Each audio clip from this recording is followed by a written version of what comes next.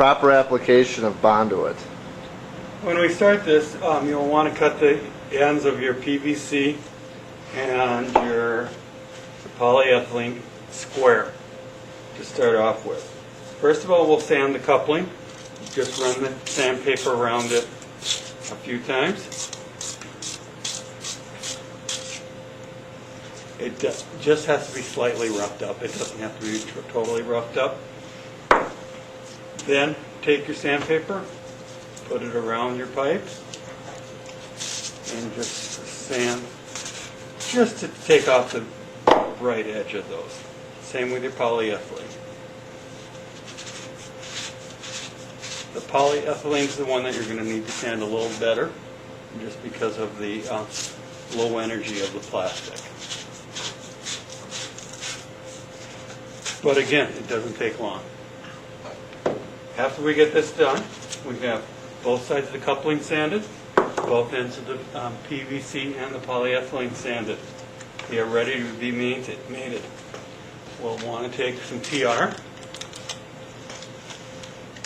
This removes any dirt and grime on the pipe to perform a good connection, just like a primer would do for a PVC coupling that you should clean the PVC coupling off with. So very similar to that. This also displaces any water that might be on the pipe. Now we're ready for applying the Bonduit. Go ahead. Now to apply the Bonduit, we have to assemble the gun. The teeth are on the bottom side. They get pushed in here. Lift up the metal tab in the back, slide it in. Now open the lever here. We'll slide in the cartridge with your thumbs in the back. Just push back with your fingers. Come back a little bit, and it'll snap into place. If this was a previously used cartridge, the nozzle would be remaining on here. Again, you just slide it in. Push it in, you're set to go. This nozzle has been reacted off before. All you need to do is to remove the nozzle, eject a small amount to make sure they're coming out evenly and there's nothing, and then put the nozzle on here. For a new cartridge, we'll demonstrate that too. Pull that back.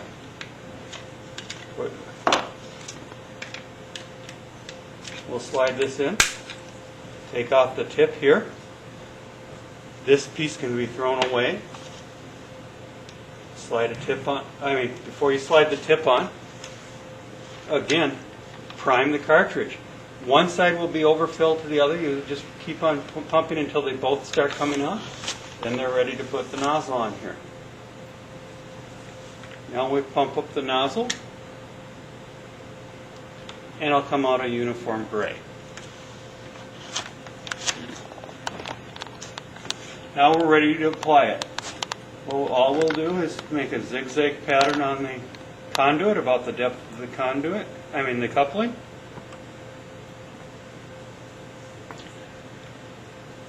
This is easier when they're in pieces like this, but it's still not hard in the field.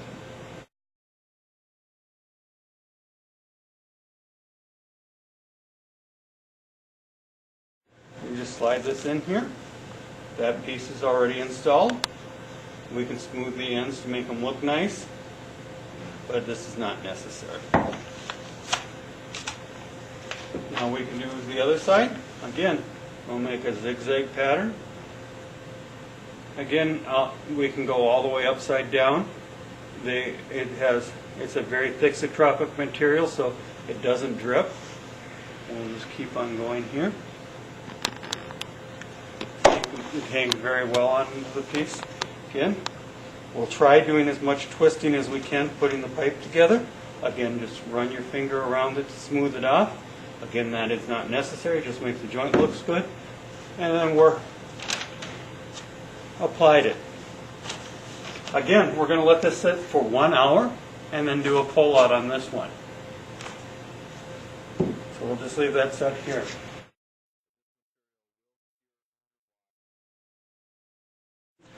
Again, we can use the bell end of the PVC or a flared end.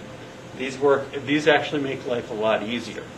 All we need to do, rough up the inside of the bell end or flared end. Again, sand the polyethylene.